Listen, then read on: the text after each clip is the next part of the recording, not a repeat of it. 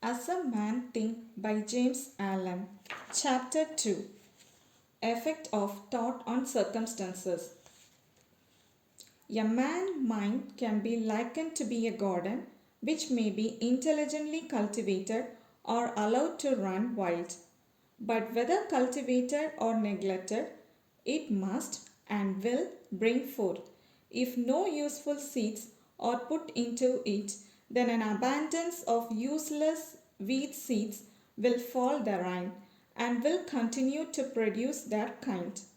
Just as a gardener cultivates his plot, keeping it free weeds and growing the flowers and fruits which he requires, so may a man tend the garden of his mind, weeding out all the wrong, useless, and impure thoughts, and cultivating toward perfection the flowers of fruits of right, useful, and pure thoughts.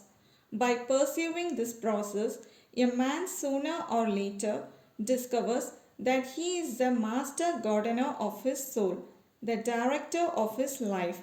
He also reveals within himself the law of thought and understands with every increasing accuracy how the thought forces and mind elements operate in shaping of his character, circumstance, and destiny. Thought and character are one, and as character can only manifest and discover itself through environment and circumstance. The outer condition of person's life will always be found to be harmoniously related to his inner state. This does not mean that a man's circumstances or any given time are an indication of his entire character, but that those circumstances are so intimately connected with some vital thought element within himself that for the time being they are indispensable to his development. Every man, where he is by the law of being, the thoughts which he has built into his character has brought him there, and in the arrangement of his life there is no element of chance, but all is the result of a law which cannot err. This is just as true of those who feel out of harmony with their surroundings, of those who are content with them.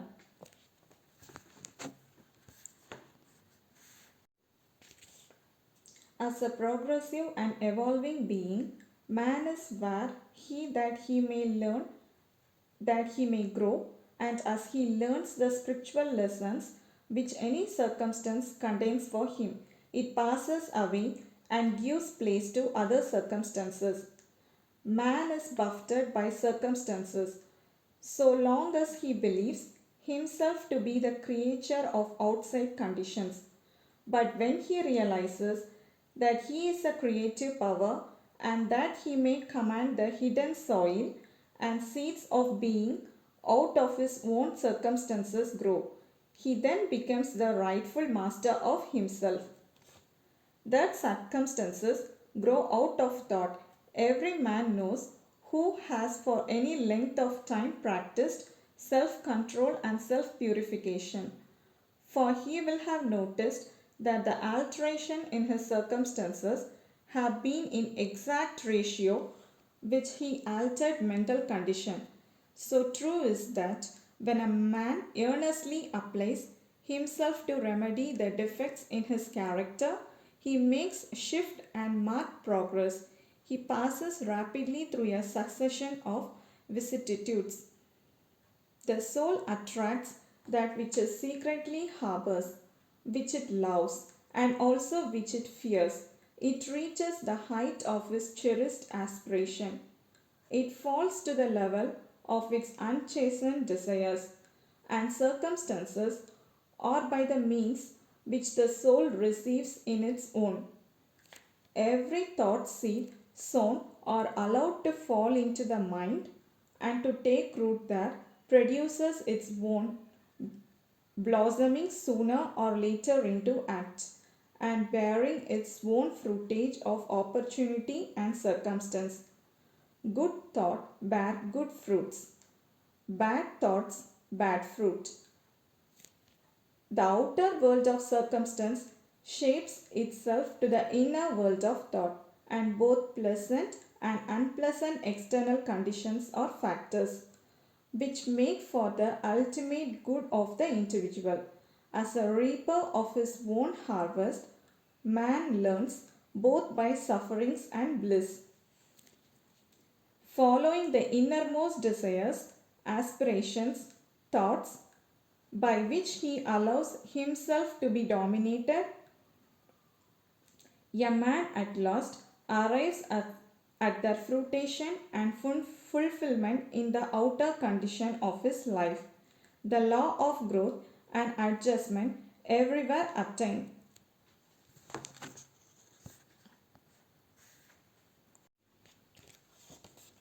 A man does not come to the almshouse or the jail by the tyranny of faith or circumstance, but by the pathway of growling thoughts and base desires.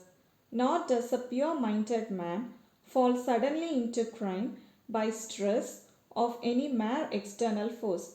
The criminal mind had long been secretly fostered in the heart, and the hour of opportunity revealed its gathered power. Circumstance does not make the man, it reveals him to himself.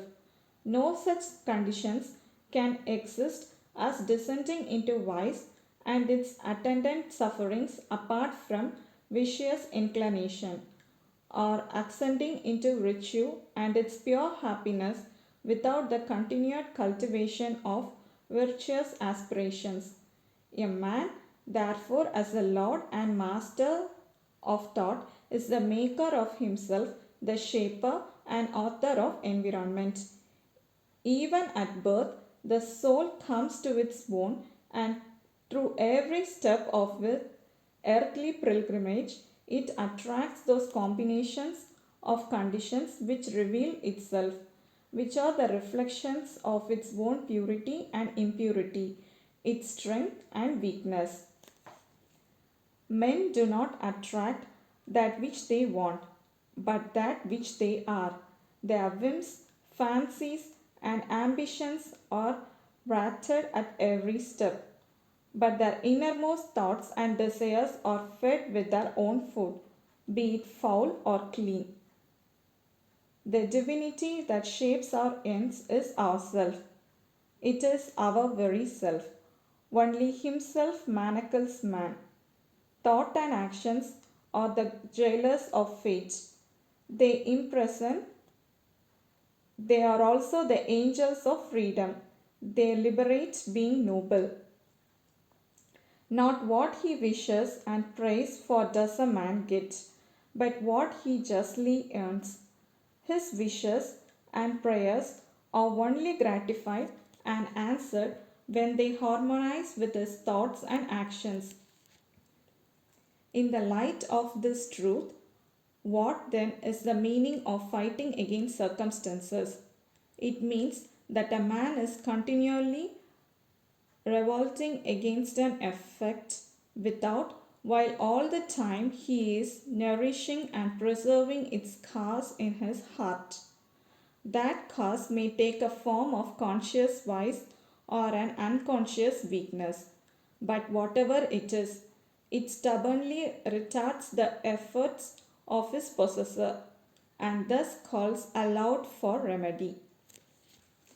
Men are anxious to improve the circumstances but are unwilling to improve themselves. They therefore remain bound. The man who does not shrink from self crucifixion can never fail to accomplish the object upon which his heart is set. This is as true of earthly as of heavenly things. Even the man whose sole object is to acquire wealth must be prepared to make great personal sacrifice before he can accomplish his object. And how much more so he was who could realize a strong and well poised life. Here is a man who is wretchedly poor. He is extremely anxious that his surroundings and home comforts should be improved. Yet all the time he shirks his work and considers he is justified in trying to devise his employer on the ground of insufficiency of his wages. Such a man does not understand the simplest rudiments of those principles which are the basis of true prosperity, and is not only totally unfit to rise out of his wickedness, but is actually attracting to himself a still deeper wickedness by dwelling in and acting out indolent, introspective, and unmanly thoughts. Here is a man who is a victim of a painful and persistent disease as a result of gluttony. He is willing to give large amount of money to get rid of it, but he will not sacrifice his gluttonous desires. He wants to gratify his taste for rich and unnatural viands and have his wealth as well. Such a man is totally unfit to have wealth because he has not yet learnt the first principle of a healthy life. Here is an employer of labor who adopts crooked measures to avoid paying the regulation wage, and in the hope of making large profits, he reduces the wages of workpeople. Such a man is altogether unfitted for prosperity, and when he finds himself bankrupt, both as regards reputation and riches, he blames circumstances, not knowing that he is the sole author of his condition.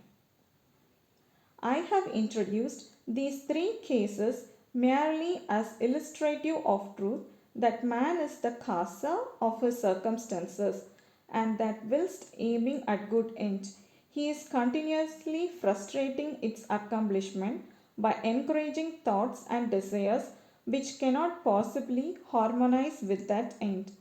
Such cases could be multiplied and varied almost indefinitely, but this is not necessary, as the reader can, if he so resolves, trace the actions of laws of thoughts in his mind and life.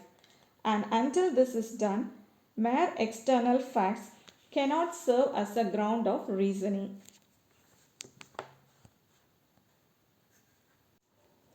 Circumstances, however, are so complicated, thought is so deeply rooted, and the conditions of happiness vary so vastly with individuals that a man's entire soul condition cannot be judged by another from the external aspect of his life alone. A man may be honest in certain directions, yet suffer privations. A man may be dishonest in certain directions, yet acquire wealth.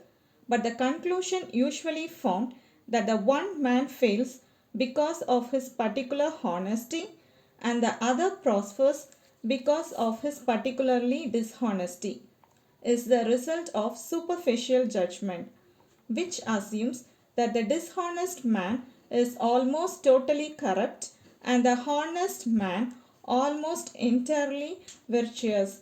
In the light of deeper knowledge and wider experience, such judgment is found to be erroneous. The dishonest man may have some admirable virtues which the other does not possess, and the honest man vices which are absent in the other. The honest man reaps the good results of his honest thoughts and act. He also brings upon himself the sufferings which his vices produce. This dishonest man likewise garners his own suffering and happiness. It is a pleasing to human vanity to believe that one suffers because of one's virtue, but not until a man has extirpated ever strictly bitter and impure thoughts from his mind and washed every sinful strain from his soul can he be in a position to know and declare that his sufferings are the result of his good and not of his bad qualities, and on the way to it long before he has reached the supreme perfection he will have found working in his mind and life the great law which is absolutely just and which cannot therefore give good for evil, evil for good. Possessed of such knowledge, he will then know, looking back upon his past ignorance and blindness, that his life is always was justly ordered, and that all his in his past experiences, good and bad, were equitable outworking of his evolving yet unevolved self. Good thoughts and actions can never produce bad results. Bad thoughts and action can never produce good results. This is but saying that nothing can come from con. Men understand this law in the natural world and work with it, but few understand it in the mental and moral world, and they therefore do not cooperate with it. Suffering, suffering is always the effect of wrong thought in some direction. It is an indication that the individual is out of harmony with himself, with the law of his being. The sole and supreme use of suffering is to purify, to burn out all that is useless and impure. Suffering ceases from him who is pure. There could be no subject in burning gold after dross have been removed, and a perfectly pure and enlightened being could not suffer. The circumstances which a man encounters with suffering are the result of his own mental inharmony. The circumstances which a man encounters with blessedness are the result of his own mental harmony. Blessedness, not the material possession, is the measure of right thought. Wickedness, not lack of material possession, is the measure of wrong thought. A man may be cursed and rich. He may be blessed and poor. Blessedness and riches are only joined together when the riches are rightly and wisely used, and the poor man only descends into wickedness when he regards his lot as a burden unjustly imposed. Indigence and indulgence are the two extremes of wretchedness. They are both equally unnatural and the result of mental disorder. A man is not rightly conditioned until he is a happy, healthy, and prosperous being. And happiness, health, and prosperity are the result of harmonious adjustment of inner with the outer, of man with his surroundings. A man only begins to be a man when he ceases to whine and revive and commences to search for the hidden justice which regulates his life. And as he adapts his mind to that regulating factor, he ceases to accuse others as the cause of his condition and builds himself up in a strong and noble thoughts, ceases to kick against circumstances, but begins to use them as aids to his more rapid progress and as a means of discovering the hidden powers and possibilities within himself.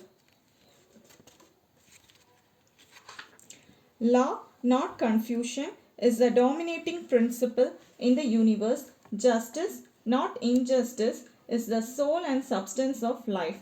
And righteousness, not corruption, is the molding and moving force in spiritual government of the world. This being so, man has but to right himself to find the universe is right, and during the process of putting himself right, he will find that as he alters his thoughts towards things and other people will alter towards him. The proof of this truth is in every person, and it therefore admits to easy investigation by systematic introspection and self-analysis. Let a man radically alter his thoughts, and he will be astonished at the rapid transformation it will effect in material condition of his life. Men imagine that thought can be kept secret, but it cannot. It rapidly crystallizes into habit, and habit solidifies into circumstances. Bestial thoughts crystallize into habits of drunkenness and sensuality, when solidifies into circumstance of destitution and disease. Impure thoughts of every kind crystallize into enervating and confusing habits, which solidifies into distraction and adverse circumstances. Thoughts of fear, doubt, and indecision crystallizes into weak, unmanly, and irresoluble habits, which solidify into circumstances of failure, indigence, and slavish dependence. Lazy thoughts crystallize into habits of uncleanness and dishonesty, which solidify into circumstances of foulness and beggary. Hateful and condemnatory thoughts crystallize into habits of accusation and violence, which solidify into circumstances of impure and persecution.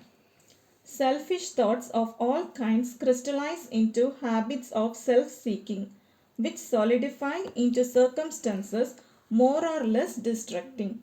On the other hand, beautiful thoughts of all kinds crystallize into habits of grace and kindliness, which solidify into genial and sunny circumstance. Pure thoughts crystallize into habits of temperance and self control, which solidify into circumstance of repose and peace. Thoughts of courage, self reliance, and decision crystallize into manly habits, which solidify into circumstances of success, plenty, and freedom. Energetic thoughts crystallize into habits of cleanliness and industry, which solidify into circumstance of pleasantness. Gentle and forgiving thoughts crystallize into habits of gentleness, which solidify into protective and preservative circumstances. Loving and unselfish thoughts crystallize into habits of self forgetfulness for others, which solidify into circumstances of sure and abiding prosperity and true riches. A particular train of thought persisted in, be it good or bad, cannot fail to produce its result on the character and circumstances.